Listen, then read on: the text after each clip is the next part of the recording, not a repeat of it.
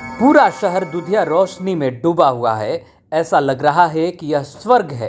आसमान में जो तारे टिमटिमाते हैं, मानो वे सभी जमीन पर उतर आए हैं। कुछ ऐसा ही नज़ारा प्रयागराज में महाकुंभ के दौरान दिख रहा है। रात के समय यहाँ का दृश्य मन मोह लेता है। यहाँ साधुओं का समागम हो रहा है। त्रिवेणी संगम, जहाँ गंगा, यमुना और सरस्वती का मिलन होता है, वहाँ का दृश्य और भी दिव्य और अलौकिक प्रतीत होता है। इस पवित्र स्थल पर स्नान का विशेष महत्व है और जब महाकुंभ का आयोजन हो तब इसका महत्व और भी बढ़ जाता है। प्रयागराज में महाकुंभ हर 12 साल में आयोजित होता है। इस दौरान देश विदेश से लाखों श्रद्धालु त्रिवेणी संगम में स्नान करने पहुंचते हैं। कई महीनों तक यहाँ रुककर प्रतिदिन डुबकी लगाते हैं, तो कई लोग तो सिर्फ सेवा भावना से पहुंचते हैं। उनका सेवा करने का उद्देश्य से यहाँ आना प्रयागराज को और भी महत्वपूर्ण बनाता है। इस बार महाकुंभ का आयोजन 13 जनवरी से 26 फरवरी तक किया गया है।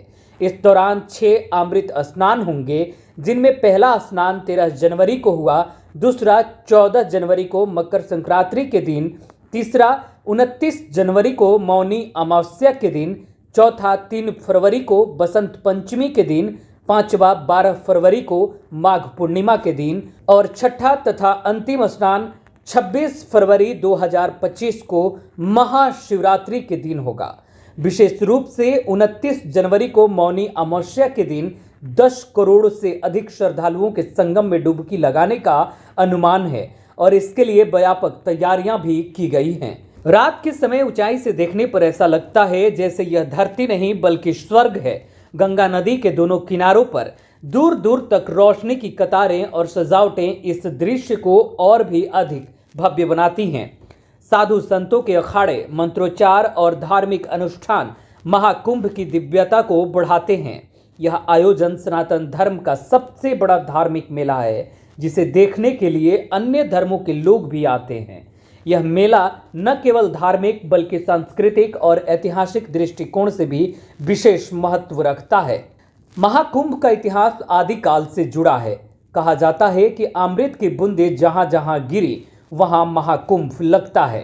इन स्थलों में प्रयागराज, हरिद्वार, उज्जैन और नासिक शामिल हैं, लेकिन त्रिवेणी संगम के कारण प्रयागराज का महाकुंभ सबसे महत्वपूर्ण माना जाता है। यहाँ डुबकी लगाकर आत्मा की शुद्धि और मोक्ष प्राप्ति का मार्ग खोजा जाता है। इस बार का महाकुंभ एक और कारण से खास है। वर्षों बाद इस शहर को फिर से प्रयागराज के नाम से पुकारा जाने लगा है। पहले इसे इलाहाबाद के नाम से जाना जाता था, लेकिन उत्तर प्रदेश के मुख्यमंत्री योगी आदित्यनाथ ने इसे पुनः प्रयागराज नाम दिया है, जिससे साधु संतों और सनातन धर्म के अनुयायियों को और ज़्यादा उत्साहित कर रहा है।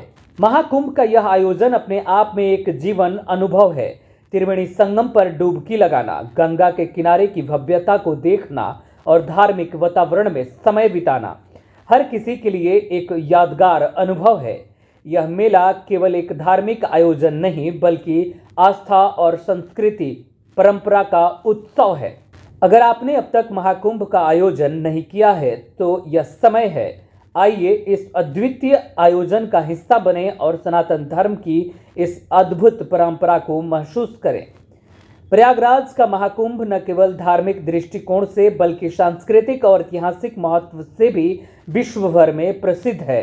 यह महाकुंभ मानव सभ्यता की विविधता और एकता का अद्भुत उदाहरण है। महाकुंभ का संबंध समुद्र मंथन की कथा से है, जिसमें अमृत कलश की बूंदें 4 स्थान प्रयागराज, हरिद्वार, उज्जैन और नासिक में गिरी थी।